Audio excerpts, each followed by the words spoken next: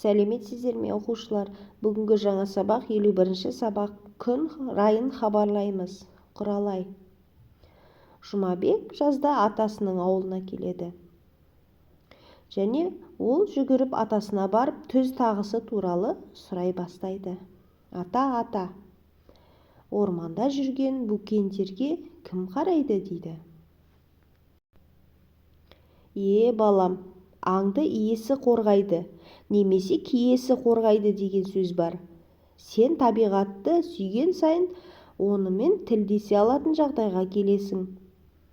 Сондықтан мынау дархан даланың сырын сезін дейді. Күн батқан соң сені аспан әлемімен таныстырайын дейді. Алтын арайлы күн ұясына қызара қонып төмендеп батып жатты. Үп еткен жел де жоқ. Тып-тыныш бола қалды. Осы мезгілде атасы Жұмабекті шақырады. Жұмабекжан, қарашы, Құдай қаласа ертең ауа райы жылы болады. Себебі күн қызарып батып бара жатыр. Міне, көк жүзінде жұлдыздар да оянды. Қандай керемет е!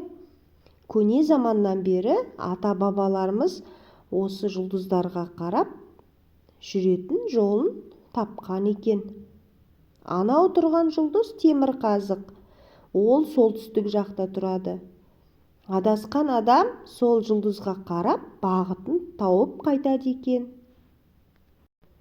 Аспанда мыңдаған жұлдыздар жарқырап тұр. Мысалы, анау тұрған жеті қарақшы. Оған көп адам сеніп адасып кетеді. Себебі ол бір орында тұрмайды. Одан кейінгі жұлдыз шолпан. Ол таң атқан кезде шығады. Сол жұлдызға қарап уақытты білуге болады. Ал енді сен, балақай, ұйықтай ғой. Ертең сенің маған көмегің керек деп, атасы Жұмабекті ұйықтатып тастайды. Таң ата қора жақта салдыр-күлдір басталып кетіпті. Жұмабек тұрады. Әжем қой сауып жүр ме? Не деген шу деп ойлайды. Қараса, қора жақта түр-тұрпаты өзгеше, қоңқақ тұмсық сұры аң тұр екен. Ол орнынан атып тұрады. Мәссаған, мынауың Құралай ғой.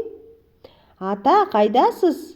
Ата, Құралайды сіз бе әкелген деп айқайлайды.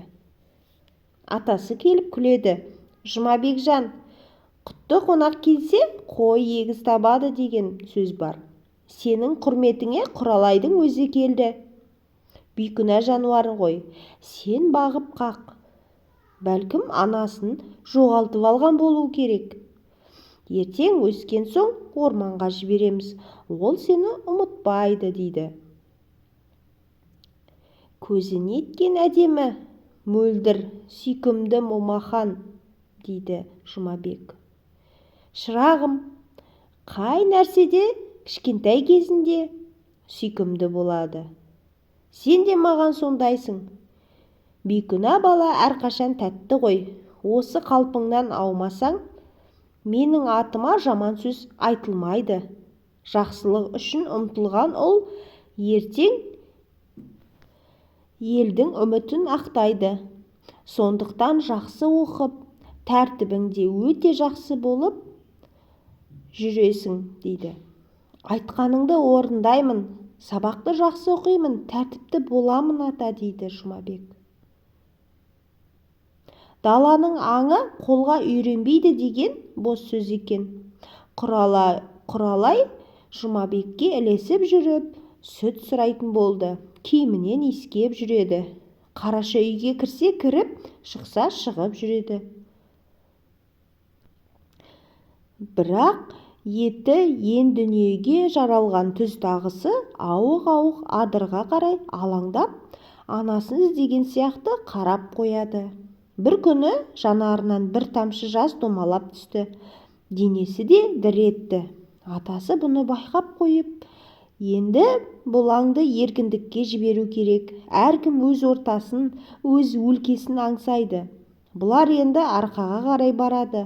Алла жазса, келесі жылы жазғы демалыста келсең, осы жерден көресің, дейді.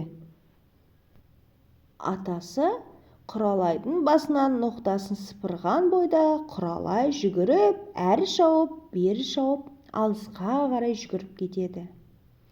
Құйындай жүйткіген жануар биік төбенің басына барып, бізге бір қарап, төмен жерге қарай түсті де, әрі қарай кете берді. Жұмабек солай Құралаймен қоштасты.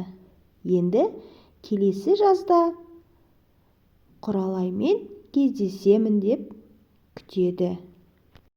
Оқушылар, сіздерге сабақ түсінікті болды ма? Олай болса, суретті әдебиет каналына тіркеліп, достарымызды шақырайық.